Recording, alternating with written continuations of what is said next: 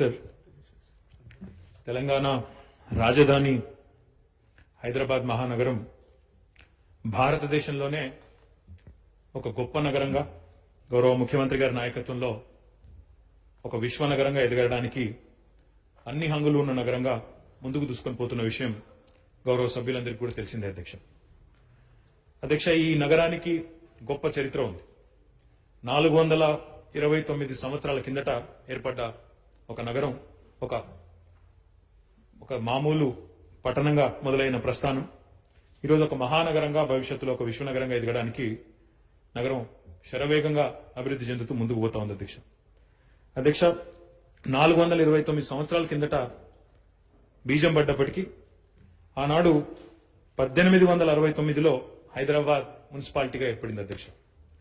1869లో మున్సిపాలిటీగా ఏర్పడ్డ తర్వాత 1933లో చాదర్ఘాట్ అనే ఇంకో మున్సిపాలిటీ ఏర్పడింది. 37లో జూబ్లీ హిల్స్ ఒక మున్సిపాలిటీగా ఏర్పడింది. తర్వాత 1945లో సికింద్రాబాద్ ఒక మున్సిపాలిటీగా ఏర్పడింది. అంటే ఇవన్నీ కూడా స్వాతంత్ర్యం రాకపూర్వమే హైదరాబాద్ స్టేట్ లోనే ఈ 4 పట్టణాలు కూడా మున్సిపాలిటీలుగా ఆనాడు Hyderabad municipality, Chadarghat municipality, Jubilee Hills municipality, Secunderabad municipality పేరు మీద 1945 నాటికే భారతదేశానికి స్వాతంత్రం వచ్చే పూర్వమే 4 మున్సిపాలిటీగా ఉండేది అధ్యక్ష. తర్వాత స్వాతంత్రం వచ్చిన తర్వాత హైదరాబాద్ స్టేట్ ఒక ప్రత్యేక రాష్ట్రంగా 1948 నుంచి 56 వరకు 8 ఏళ్ల పాటు ఉన్న విషయం మనందరికీ కూడా తెలిసిందే అధ్యక్ష. ఆనాడే హైదరాబాద్ సెపరేట్ స్టేట్ గా ఉన్నప్పుడే, ఇంకా యునైటెడ్ ఆంధ్రప్రదేశ్ అంటే ఉమ్మడి ఆంధ్రప్రదేశ్ అనే రాష్ట్రం ఏర్పడక ముందే 1955లోనే హైదరాబాద్ మున్సిపల్ కార్పొరేషన్ ఏర్పడింది అధ్యక్ష. హైదరాబాద్ సంస్థానంలోనే, హైదరాబాద్ ప్రత్యేక రాష్ట్రంలోనే ఆనాడు హైదరాబాద్ మున్సిపల్ కార్పొరేషన్ 1955లో ఏర్పడింది. ఏర్పడమే ఒక యాక్ట్ కింద, హెచ్ఎంసీ అనే యాక్ట్ కింద, హైదరాబాద్ మున్సిపల్ కార్పొరేషన్ అనే యాక్ట్ కింద ఆనాడు కార్పొరేషన్ ఏర్పాటు చేయడం జరిగింది అధ్యక్ష.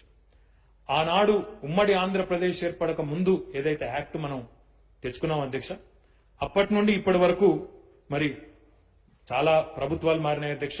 అప్పటి నుండి ఇప్పటి వరకు 75 సంవత్సరాల్లో తెలుగుదేశం ప్రభుత్వాలు వచ్చినాయి, కాంగ్రెస్ ప్రభుత్వాలు వచ్చినాయి, రాష్ట్రంలో ఎంతో మంది ప్రముఖులు పరిపాలన చేసినారు. కానీ హైదరాబాద్ ని ఒక విశ్వనగరంగా, ఒక సమున్నతమైన స్థాయిలో ప్రజల ఆత్మగౌరవానికి ప్రతీకగా నిలపాలనే ఆలోచన గాని, దానికి తగ్గ విధంగా మరి ఒక కొత్త చట్టం తీసుకురావాలన్న ఆలోచన గాని ఏనాడు చేయలేదు అధ్యక్ష. కానీ మన ప్రభుత్వం ఆ ప్రయత్నం చేస్తా ఉంది అధ్యక్ష. దానికి సంబంధించి ఇప్పటికే కొంత ప్రక్రియ కూడా చేసినాం అధ్యక్ష. కానీ ఈ రోజు తెస్తున్న ఈ సవరణలు ఏవైతే ఉన్నాయో, మరి ఒక ముఖ్యమైన 5 సవరణలు ఈ రోజు మనం జిహెచ్ఎంసీ యాక్ట్ కు తీసుకొని వస్తా ఉన్నాం అధ్యక్ష. అందులో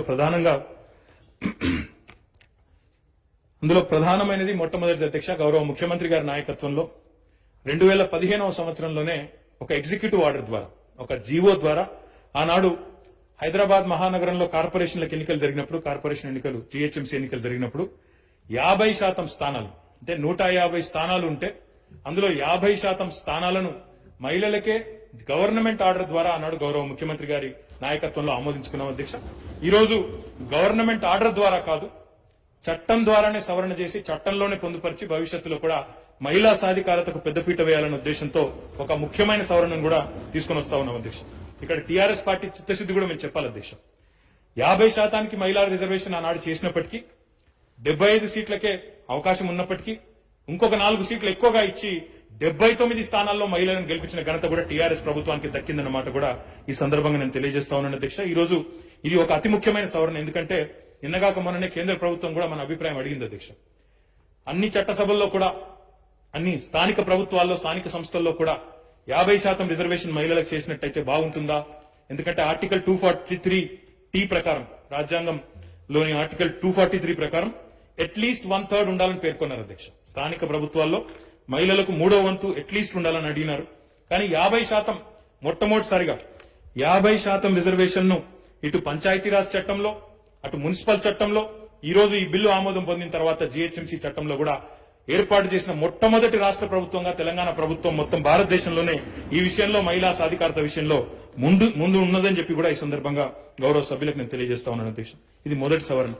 రెండవది, గౌరవ ముఖ్యమంత్రి గారి నాయకత్వంలో నిన్నగాక మొన్న కేంద్ర ప్రభుత్వం కూడా ఒక నివేదిక విడుదల చేసింది అధ్యక్ష. అక్కడి ఫారెస్ట్ రీసెర్చ్ ఇన్స్టిట్యూట్ వారు ఒక రిపోర్ట్ విడుదల చేస్తూ తెలంగాణలో 5 నుంచి 6% గ్రీన్ కవర్ పెరిగింది హరితహారం కార్యక్రమం ద్వారా అని చెప్పేసి ఒక బ్రహ్మాండమైన నివేదిక కూడా వారు విడుదల చేయడం జరిగింది అధ్యక్ష. అధ్యక్ష, పల్లె ప్రాంతాల్లో చిన్న చిన్న పట్టణాల్లో బ్రహ్మాండంగా ఈరోజు గౌరవ ముఖ్యమంత్రి గారు ఏదైతే కొత్త పురపాలక చట్టం, కొత్త పంచాయతీరాజ్ చట్టం తెచ్చినారో అందులో పెట్టిన ఒక నిబంధన వల్ల 10% బడ్జెట్ ను ఖచ్చితంగా గ్రీన్ కవర్ కి పెట్టాలి, హరిత ప్రణాళికలు ఏర్పాటు చేసుకోవాలి, హరిత వనాలను పెంచాలి, పచ్చదనాన్ని పెంచాలి అనే గౌరవ ముఖ్యమంత్రి గారి లక్ష్యం ఏదైతే ఉందో దానికి అనుగుణంగా పురపాలక చట్టంలో అదే రకంగా పంచాయతీరాజ్ చట్టంలో కూడా మనం ఇప్పటికే మార్పు తెచ్చుకున్నాం అధ్యక్ష.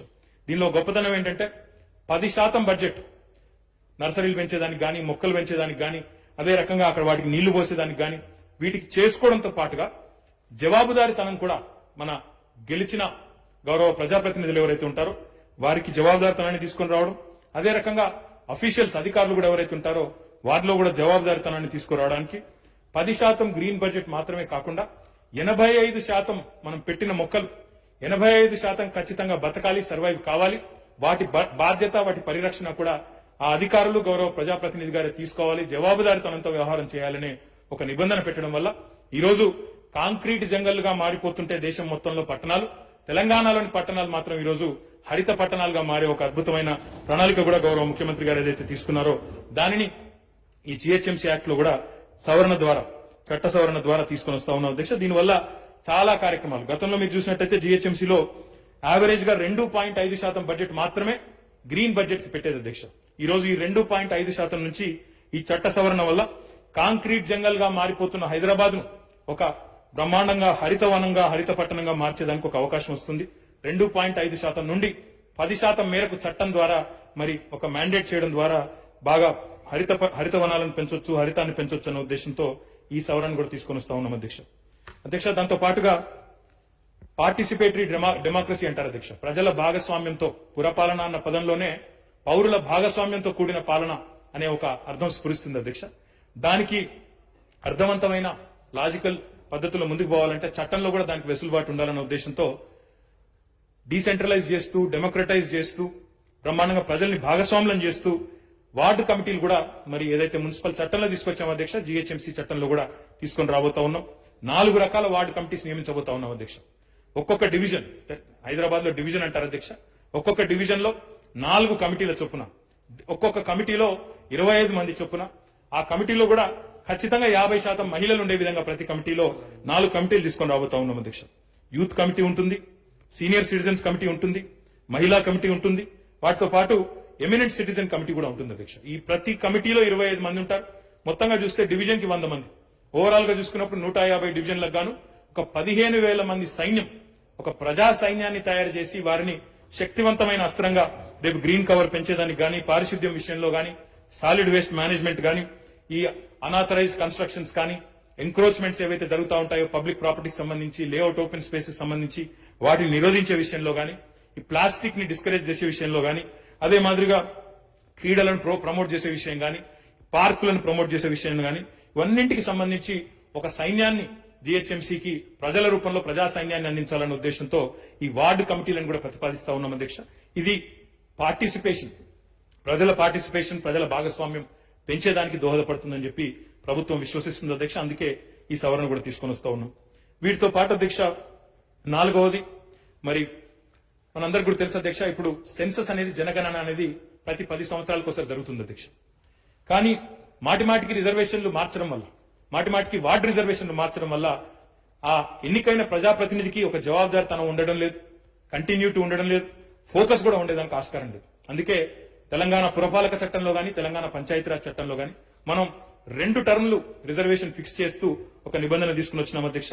అకౌంటబిలిటీ పెంచేదానికి, అదే రకంగా ఇంతకుముందు నేను చెప్పినట్టు ఇవన్నింటికి సంబంధించి కంటిన్యూటీ ఉండాలి, ఫోకస్ ఉండాలి, పని జరగాలి అనే ఉద్దేశంతో 2 టర్మ్లకు రిజర్వేషన్ ఫిక్స్ చేస్తూ ఒక చట్ట సవరణ తీసుకొచ్చాం.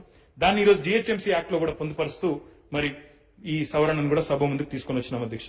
ఇక్కడ మిత్రులందరినీ నేను గమనించమని కోరేది, కేంద్ర ప్రభుత్వం చేసే జనగణన కూడా 10 ఏళ్లకోసారి జరుగుతుంది. కాబట్టి మనకు వచ్చే జనగణన 2020లో జరిగి మనకు ఫలితాలు వచ్చి 2023 నాటికి వచ్చేసరికి అప్పటి నుండి కొత్త సిస్టమ్ మళ్ళీ మనం 2 టర్మ్లకు ఫిక్స్ చేసుకుని 24లో జరిగే, 25లో జరిగే, ఆనాడు జరిగే జీహెచ్ఎంసీ ఎన్నికల నుంచి మనం 2 టర్మ్ల పాటు ఫిక్స్ చేసుకుంటాం. గతంలో 2015లో జరిగిన ఎన్నిక మొదటి టర్మ్ గా పరిగణిస్తూ, ఇప్పుడు జరిగే ఎన్నికను 2వ టర్మ్ గా పరిగణిస్తూ ఈ 2 టర్మ్లకు కూడా రిజర్వేషన్ ప్రభుత్వం ఫిక్స్ చేయాలనే ఉద్దేశంతో ఈ సవరణ కూడా తెచ్చింది అధ్యక్ష. ఇక చివరిగా అధ్యక్ష 5వ సవరణ, మరి ఈరోజు ఒకవైపు కోవిడ్ లాంటి సంక్షోభం, అదే రకంగా ప్రభుత్వాలు ఎప్పటికప్పుడు చాలా రకాల ఆలోచనలు, చాలా రకాల మరి సమస్యల నుంచి కూడా మరి ఎప్పటికప్పుడు పరిష్కారాలు వెతుకుతూ ప్రజా సంక్షేమం కోసం, అభివృద్ధి కోసం పనిచేస్తూ ఉంటాయి అధ్యక్ష. ముఖ్యంగా రాష్ట్ర ప్రభుత్వం యొక్క పాత్ర ఇందులో చాలా కీలకంగా ఉంటుంది. అందుకే ఒకవైపు ఈ కోవిడ్ సంక్షోభము, అదే రకంగా సర్వసాధారణంగా అప్పుడప్పుడు వర్షాలు కూడా కుంభవృష్టిగా పడతా ఉన్నాయి అధ్యక్ష. అక్కడ వాయుగుండం వచ్చిందని చెప్తా ఉన్నారు. ఇట్లాంటి ఎన్నెన్నో పరిస్థితులు ఉత్పన్నమవుతా ఉంటాయి. కాబట్టి ఎన్నికలు ఎప్పుడు నిర్వహించాలి అనే అంశం రాష్ట్ర ప్రభుత్వంతో సంప్రదించి రాష్ట్ర ప్రభుత్వం కంకరెన్స్ తీసుకొని మనం స్టేట్ ఎలక్షన్ కమిషన్ నిర్వహించాలనే ఒక సవరణ కూడా తీసుకొని వచ్చాం అధ్యక్ష. ఎందుకంటే ఇందులో చాలా అంశాలు ఇమిడి ఉంటాయి.